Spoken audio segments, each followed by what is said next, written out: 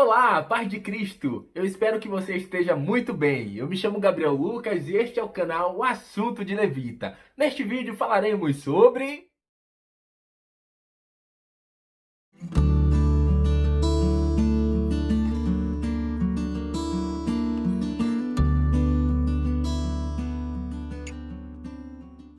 a música é um incrível meio para a manifestação do poder de Deus, e há vários momentos registrados na Bíblia sobre, por exemplo, o rei de Moabe se revoltou contra o rei de Israel, que se chamava Jorão. Jorão foi falar com o rei de Judá, que se chamava Josafá, e os dois decidiram falar com o rei de Edom. Foram os três então marchar para guerrear contra o rei de Moabe. 7 dias marchando e faltou água para eles e para os animais também. O rei de Israel, Jorão, se desesperou achando que os três iriam morrer. Josafá, o rei de Judá, lembrem desses nomes, lembrou logo que se tivesse de repente um profeta por ali, e nesse momento um servo do rei de Israel, lembrou que naquele lugar tinha um profeta chamado Eliseu. Os três foram falar com Eliseu. Só que de cara Eliseu não quis falar com eles não, por causa do rei de Israel, o Jorão. Pelo contrário, mandou que ele procurasse um profeta do seu pai ou da sua mãe. Pesquisem a história que vocês vão entender o porquê. Em respeito ao rei de Judá, Josafá, ele decidiu falar com os três, só que para profetizar ele fez um pedido. Pediu que chamassem um músico.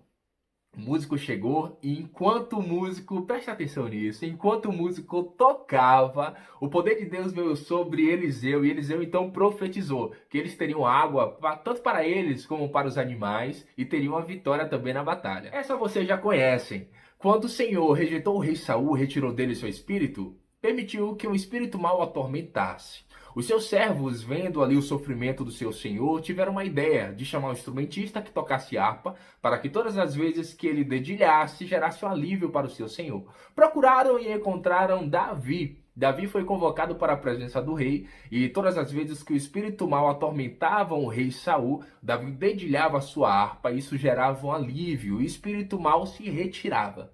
Me permitam só mais uma.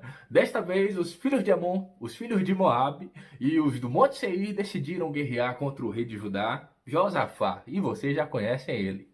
Decidiram lutar contra Josafá e partiram em batalha. Josafá soube que eles estavam próximos e ficou com medo. Clamou ao Senhor, orou, convocou todo o povo de Judá, de Jerusalém, e clamava a misericórdia do Senhor. E o Espírito do Senhor veio sobre Jaaziel, um levita descendente de Asaf, que disse: não se preocupem, não tenham medo, não se preocupem com essa multidão não, porque a batalha não é de vocês, a batalha é de Deus. E neste momento o povo glorificou e agradeceu a Deus. Eita, coisa boa demais.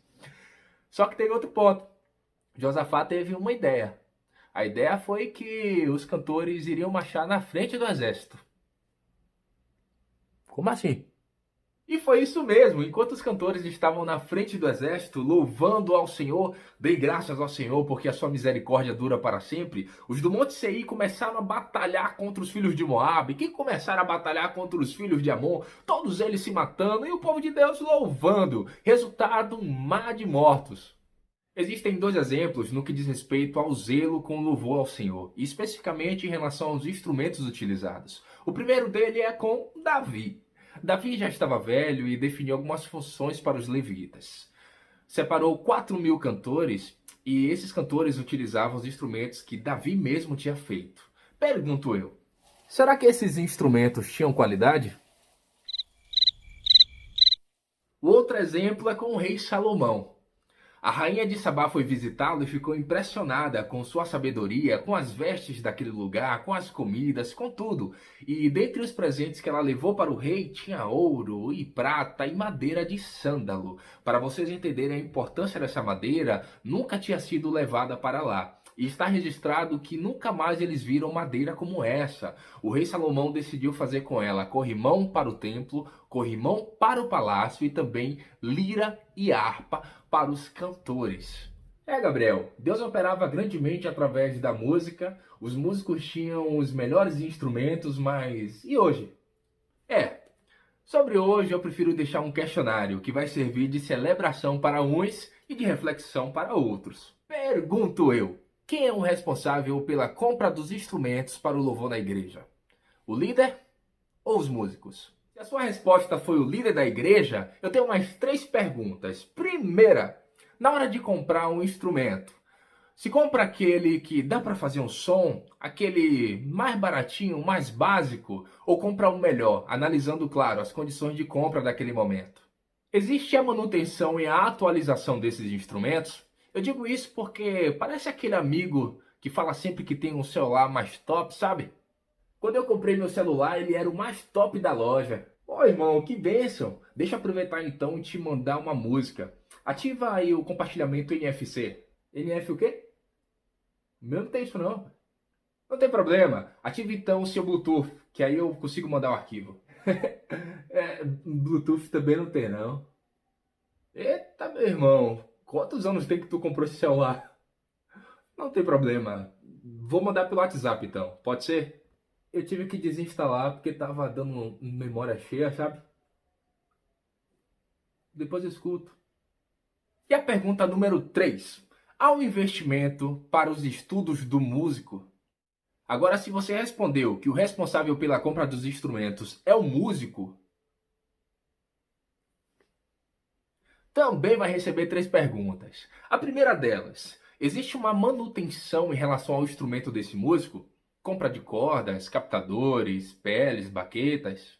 Segunda pergunta, existe uma preocupação em relação ao transporte desse instrumento? E aí eu repito uma muito importante, sendo a terceira. Existe também um investimento para o estudo desse músico? E como eu disse antes, uns vão celebrar, outros vão refletir. Este é o nosso segundo vídeo aqui no canal Assunto de Levita. Não se esqueça de se inscrever, ativar as notificações, dar o seu joinha e nos vemos no próximo vídeo. A paz de Cristo!